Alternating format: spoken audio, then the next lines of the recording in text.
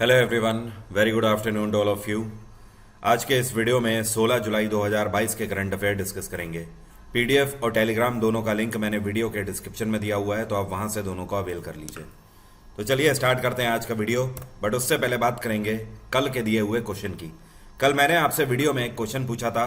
Question ये था कि ये कौन सा केंद्र शासित प्रदेश है जहां पर बंजर भूमि क्षेत्र सबसे ज़्यादा है। तो अगर वेस्ट लैंड एरिया की बात करें यूटीज में, तो जम्मू कश्मीर है सही आंसर। आप में से ज़्यादातर स्टूडेंट ने बिल्कुल सही आंसर दिया है। कुछ स्टूडेंट को कन्फ्यूज़न था कि जम्मू कश्मीर और लद्दाख में से कौन सा सही है।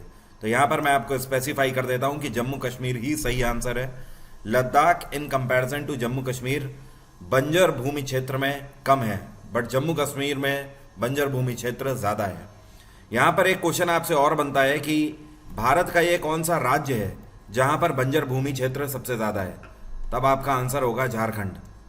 तो झारखंड हो गया स्टेट में और यूटी में हो गया जम्मू कश्मीर। अब स्टार्ट करते हैं आज का वीडियो। और पहला क्वेश्चन है आज का, बिहार विधानसभा के शताब्दी समारोह के समापन समारोह को किसने अभी हाल ही में संबोधित किया। तो यहाँ पर प्रधानमंत्री नरेंद्र मोदी के द्वारा इसको संबोधित किया गया। एक फैक्ट है यहाँ पर कि पहली बार भारत के किसी प्रधानमंत्री ने बिहार विधानसभा कॉम्प्लेक्स को विजिट किया है।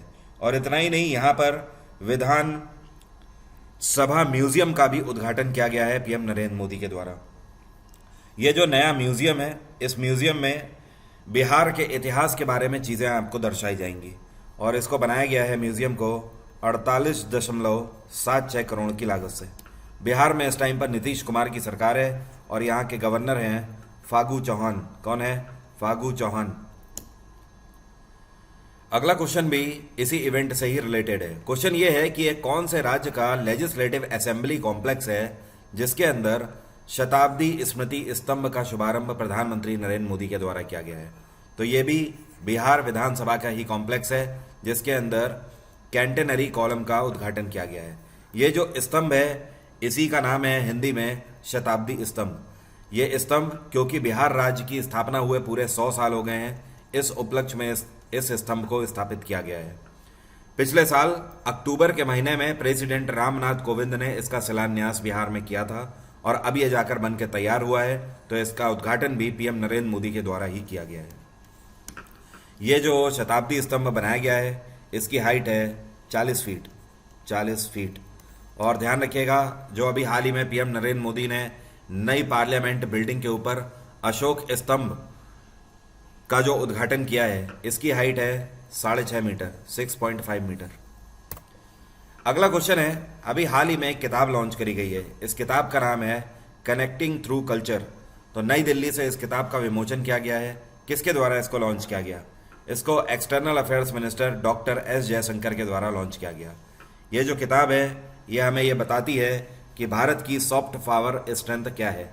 सॉफ्ट पावर स्ट्रेंथ का मतलब ये है कि हमारा जो कल्चर है, हमारे देश में जो लिंगुअल डाइवर्सिटी है, इतने तरीके की भाषाएं बोली जाती हैं, इतने तरीके के त्यौहार मनाए जाते हैं, इतने डिफरेंट तरीके के कल्चरल इवेंट्स आयोजित किए जाते हैं। एक्चुअली पूरे दुनिया भर में यही हमारी स्ट्रेंथ को बताता है।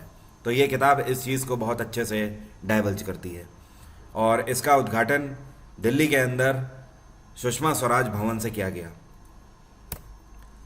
जो आपको पिक्चर में दिख रहे हैं इनका नाम है अभिषेक वर्मा और ज्योति सुरेखा वमन। तो इन दोनों ने अभी हाल ही में बर्मिंघम वर्ल्ड गेम्स 2022 में कौन सा मेडल भारत के लिए जीता है। तो दोनों ही आर्चरी गेम से एसोसिएटेड हैं और दोनों ने ही अभी कांस्य पदक जीता है टीम के रूप में। और इनके बारे में एक फैक्ट आपको बता दूं, अभी कुछ टाइम पहले आर्चरी वर्ल्ड कप का आयोजन किया गया है जून के महीने में, मतलब पिछले महीने की बात है।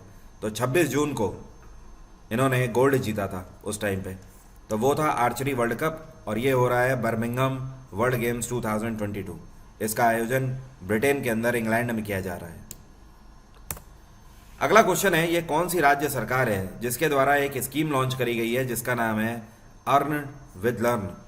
ये स्कीम कोविड पैंडेमिक के दौरान जो स्कूल ड्रॉप आउट्स हैं उनके लिए लॉन्च करी गई है। तो ये है त्रिपुरा सरकार। अब देखिए ये स्कीम है क्या। इसके तहत जो त्रिपुरा सरकार है, ऐसे स्टूडेंट जो कि त्रिपुरा के अंदर 6 से लेकर 14 वर्ष के बीच के बच्चे हैं और ऐसे करीब 9,000 बच्चे ड्रॉप आउट हो गए हैं स्कूल से। कोविड पैंडमिक की वजह से उनका स्कूल छूट गया। अब उन्हें स्कूलों में वापस लाना है और फिर से उनकी जो एजुकेशन है उसको रिज्यूम करना है। इसके लिए जो कॉलेज के थर्ड ईयर के जो स्टूडेंट्स हैं उनको भी इन्वॉल्व किया जा रहा है और उनको वॉलंटियर ऐसा कार्य करना होगा। और उनके सामने सरकार ने एक और विकल्प रखा है कि मिनिमम एक बच्चा अगर वो ड्रॉप आउट स्कूल में भर्ती कराते हैं फिर से, तो उनको 500 रुपये की वित्तीय सहायता दी जाएगी सरकार की तरफ से। कहने का मतलब ये है कि जो कॉलेज के थर्ड ईयर के स्टूडेंट हैं उनको वॉलंटियर ऐसा ये काम दिया गया है कि वो इस तरीके के बच्चों को ढूंढें और उनको फिर से सरकारी स्कूल में दाखिला दिलाएं। ऐसा करने पर उनको 500 रुपये दिए जाएंगे सरकार की तरफ से। अगला क्वेश्चन है, ये कौन से क्रिकेटर हैं जिन्होंने अभी हाल ही में वर्ल्ड रिकॉर्ड बना दिया है लगातार 13 T20 मैचेस जीतने का बतौर कप्तान? तो ये है रोहित शर्मा। रोहित शर्मा अभी तक के पहले ऐसे खिलाड़ी हैं, केवल भारत में ही नहीं पूरे दुनिया में, जिन्होंने बतौर कप्तान लगातार 13 T20 मैचेस जीते हैं। और ऐसा अभी हाल ही में इंग्लैंड के खिलाफ जो T20 था उसमें हुआ। अगला क्वेश्चन है, ये कौन सी राज्य सरकार है जो कि भारत की पहली ऐसी राज्य सरकार बन गई है जिसके द्वारा प्री प्राइमरी लेवल पर नई एजुकेशन पॉलिसी लॉन्च करी गई है? तो इसको उत्तराखंड सरकार के द्वारा लॉन्च किया गया है। यहाँ पे पुष्कर सिंह धामी की सरकार है। अब देखिए, इसके तहत उत्तराखंड सरकार ने आंगनवाड़ी केंद्र और बाल वाटिका की स्थापना करी हुई है। इसके तहत पूरे उत्तराखंड के अंदर 4,457 आंगनवाड़ी केंद्र की स्थापना करी जा रही है और इसमें जो बच्चे होंगे प्री प्राइमरी लेवल के, उनको सिर्फ और सिर्फ एजुकेशन ही नहीं, उसके अलावा लर्निंग स्किल्स उनकी मजबूत करी जाएगी और साथ में स्पोर्ट्स एक्टिविटीज़ में भी उन्हें हिस्सा दिलाया जाएगा। सो एक्चुअली जो है ये जो नई एजुकेशन पॉलिसी है ये पुराने टाइम से चली आ रही है, अंग्रेज़ों के टाइम से। मैकाले एजुकेशन सिस्टम को रिप्लेस करेगी। मैकाले एजुकेशन सिस्टम काफ़ी पुराना हो गया है, उसमें सिर्फ और सिर्फ अंग्रेज़ी पर ही ध्यान दिया जाता था। लेकिन अब क्या है कि हमारे जो लैंग्वेज डाइवर्सिटीज़ हैं उस पर भी ध्यान दिया जाएगा। हमारे देश से जुड़ी हुई जो संस्कृति है उसके बारे में भी सिखाया जाएगा न्यू एजुकेशन पॉलिसी में। और साथ में एक और सर्कुलर जोड़ा गया है जिसमें कि बच्चों को ये भी शिक्षा दी जाएगी कि वो देश के प्रति हमेशा सबसे पहले सोचें। अगला क्वेश्चन है, who has been appointed as Bangladesh high commissioner to India by Bangladesh government? Bangladesh सरकार के द्वारा भारत में इनके हाई कमिश्नर के रूप में किसको अपॉइंट किया गया है? तो भारत में नए हाई कमिश्नर होंगे बांग्लादेश के मुस्तफिजुर रहमान। क्या नाम है? मुस्तफिजुर रहमान। और इस टाइम पर ये बांग्लादेश के परमानेंट रिप्रेजेंटेटिव हैं यूनाइटेड नेशंस में, जिनेवा में। ये सक्सीड कर रहे हैं मोहम्मद इमरान को। इनसे पहले मोहम्मद इमरान बांग्लादेश के हाई कमिश्नर थे भारत में, अभी रिटायर हो रहे हैं और इनकी जगह पर रहमान साहब आ जाएंगे। बांग्लादेश में शेख हसीना की सरकार है, इनकी पार्टी का नाम है आवामी लीग। अगला क्वेश्चन है, भारत के अगले भूटान में राजदूत के रूप में किसको नियुक्त किया गया है? तो भूटान में भारत की तरफ से नए राजदूत जो नियुक्त किए गए हैं ये हैं सुधाकर दलेला। क्या नाम है? सुधाकर दलेला। ये सीनियर आईएफएस अधिकारी हैं 1993 बैच के। यहाँ पर एक चीज़ आपको और ध्यान रखनी है, इन्होंने रुचिरा कंबोज को सक्सीड किया है। रुचिरा कंबोज इनसे पहले भूटान में एम्बेसडर थी, लेकिन 1 महीने पहले ही मैंने आपको करंट अफेयर में पढ़ाया था रुचिरा कंबोज का ट्रांसफ़र हो गया है और ये यूनाइटेड नेशंस में भारत की परमानेंट रिप्रेजेंटेटिव के रूप में अपॉइंट करी गई हैं। इन्होंने TS तिरुमूर्ति को सक्सीड किया है। यूनाइटेड नेशंस में भारत की रिप्रेजेंटेटिव होने का मतलब यह है कि पूरे वर्ल्ड में रुचिरा कंबोज जो बोलेंगी वही भारत की आवाज़ होगी। या फिर आप ये बोल सकते हो कि भारत के जो ऑफिशियल स्टेटमेंट होंगे पूरे दुनिया को, वो रुचिरा कंबोज की ही आवाज़ में सुनाई देंगे। नेशंस में कंट्री को रिप्रेजेंट करना अपने आप में बहुत बड़ा पद है। अगला क्वेश्चन है, वर्ल्ड यूथ स्किल्स डे कौन से दिन अभी हाल ही में मनाया गया? 13, 14, 15 या फिर 16 जुलाई को? तो ये दिवस मनाया गया 15 जुलाई को। कल के दिन यूथ स्किल्स डे मनाया गया और इस दिन के पीछे मेन मोटो ये होता है कि दुनिया भर में हर एक गवर्नमेंट इस बात पर ध्यान दे कि वो अपने देश के अंदर युवाओं को स्किल ट्रेनिंग प्रोवाइड करें और उनके रोजगार के बारे में सोचें। साल 2022 की थीम रही transforming youth skills for the future. आपको याद होगा कुछ टाइम पहले एक रिपोर्ट जारी करी गई थी। उस रिपोर्ट के तहत यह बताया गया था कि भारत का कौन सा राज्य है जहां पर सबसे ज़्यादा बेरोजगारी दर है। तो भारत में हरियाणा वो राज्य है जहां पर सबसे ज़्यादा बेरोजगारी दर है।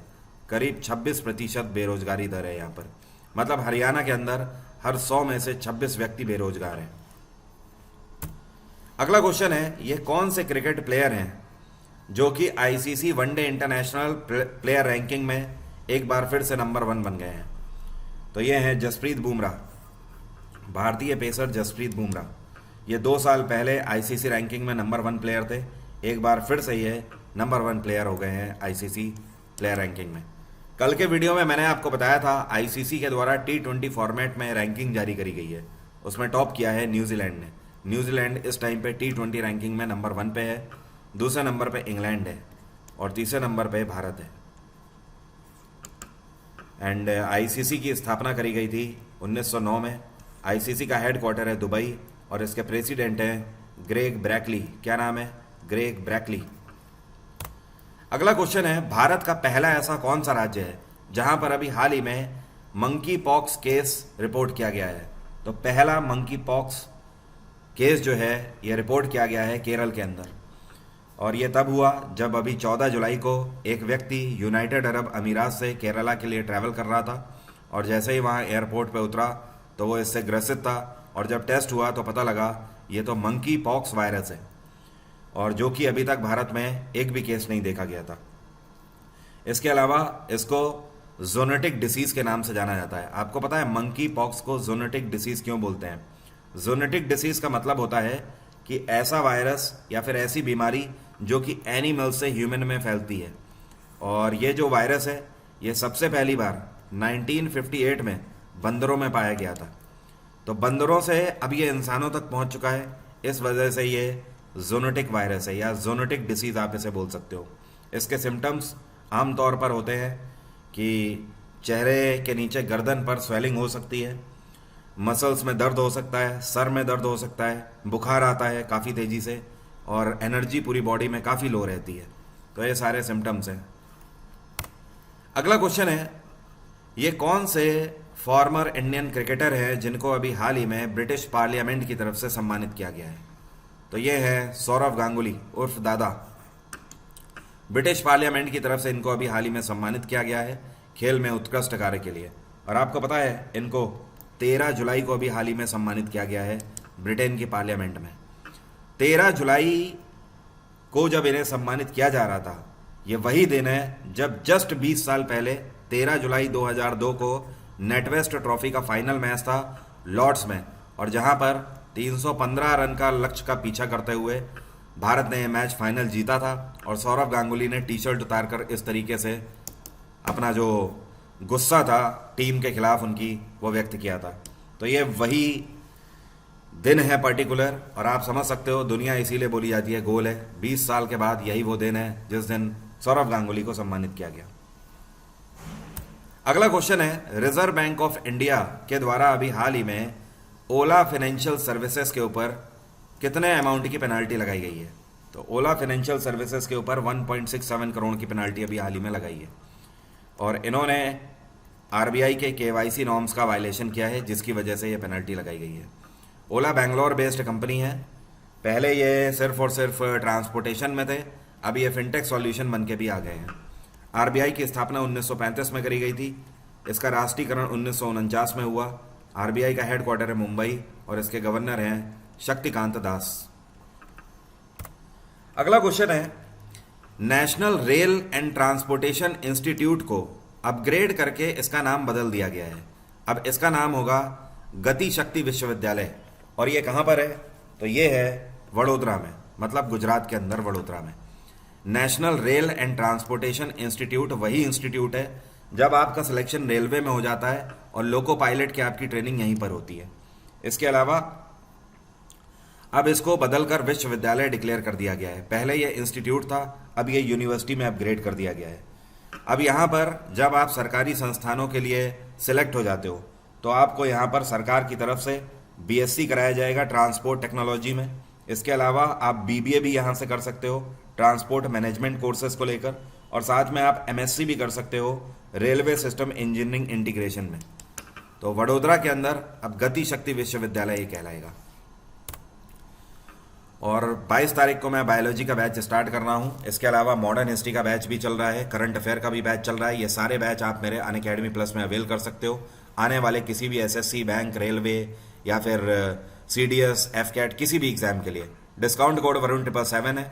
ऑफर अभी भी खुला हुआ है, ये ऑफर अभी भी वैलिड है। 15 तारीख को खत्म होना था लेकिन ये एक्सटेंड हो गया है।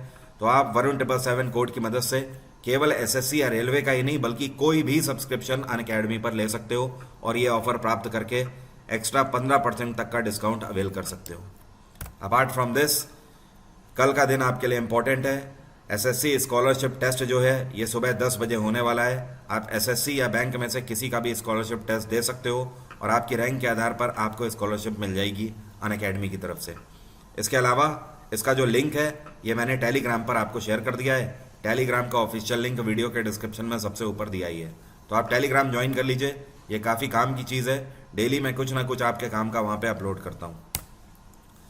अब रहा आज का क्वेश्चन, आपको बताना है कलबेलिया डांस जो है ये कौन से राज्य से संबंधित है। कलबेलिया बेसिकली एक फोक डांस है, क्लासिकल डांस नहीं है। तो जरा मुझे कमेंट बॉक्स में लिखकर बताइए कौन से राज्य से ये संबंधित है। अगर आपको वीडियो से कुछ भी सीखने को मिला है तो लाइक का बटन दबा दिया करिए, ये मेरे लिए मोटिवेशन लेवल बढ़ाने का काम करता है। Thank you so much, have a nice day, take care, bye bye. आपका दिन मंगलमय हो।